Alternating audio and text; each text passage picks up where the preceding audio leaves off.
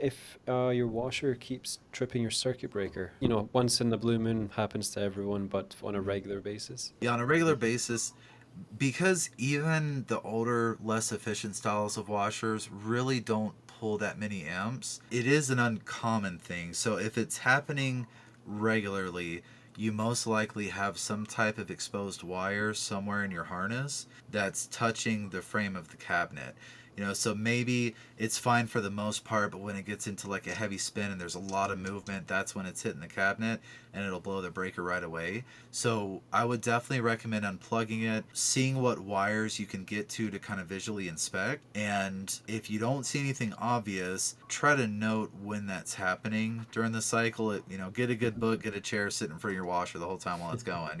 And if you do that and it seems to be kind of random, I know it's kind of weird, but another thing you could do is get something that's going to pull some amps. Like if you have a microwave, you could bring in there to that exact plug that the washer's plugged into, unplug the washer and plug something in that's going to use a lot of amps. So a microwave, a convection toaster oven, something that's going to use some electricity.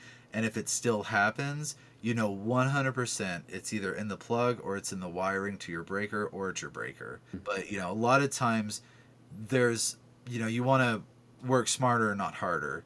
And so that's why I just plug something in that uses a lot of electricity, see if it still happens.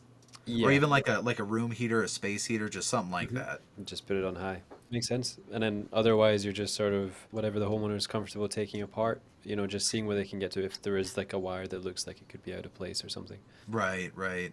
Yeah, and then if you have that thing, the heater plugged in and it never trips, and you've taken apart your washer and you just can't find anything obvious, at that time it would be good to call a repairman because they'll definitely have to start tracing circuits with a meter and all that sort of stuff. So Yeah, and that's definitely when you want someone who knows what they're doing. yeah, yeah, who's familiar with the wiring diagram and stuff like that, definitely a lot quicker for them. So Yeah, makes sense.